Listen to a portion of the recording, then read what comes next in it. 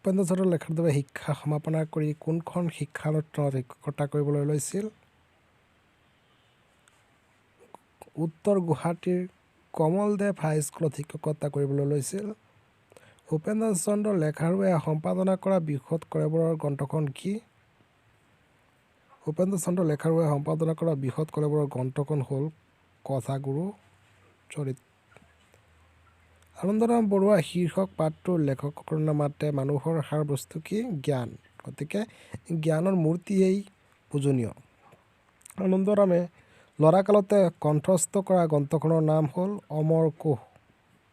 আনন্দৰাম বৰুৱাৰ ক'ত জন্ম হৈছিল? উত্তৰ গুৱাহাটীৰ ৰজাদুৱাৰত। ভাৰতত শিক্ষা শেষ কৰি আনন্দৰাম বৰুৱা ক'লৈ গৈছিল? সুদূৰ ইউৰোপলৈ গৈছিল।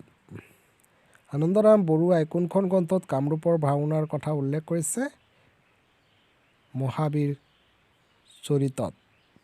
আনন্দৰাম বৰুৱাৰ কাম কৰা সংকল্প দেখি বিস্ময়াভিভূত হোৱা এজন বিদেশী পণ্ডিতৰ নাম লিখা। জগৎবিখ্যাত পণ্ডিত মেক্স মুলাৰ। আনন্দৰাম বৰুৱাৰ জীৱনৰ মূলমন্ত্ৰ কি আছিল? কৰ্ম, একশ্যন। কি কি কথাৰ ভাৱে ৰাবে আছে ইয়াত, ভুল দিয়া আছে। কি কথাৰ ভাৱে আনন্দৰাম বৰুৱা পূজ্য হৈ থাকিব?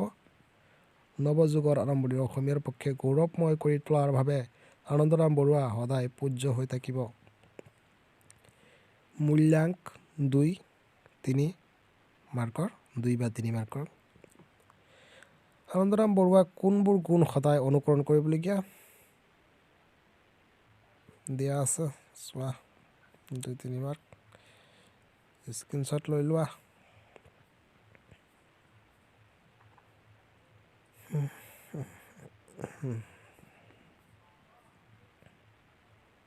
একাগ্ৰতা গুণে আনন্দৰাম বৰুৱাক কেনেধৰণে সহায় কৰিছিল?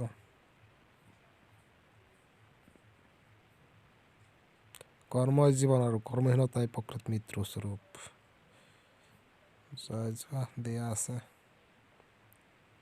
স্ক্ৰীন।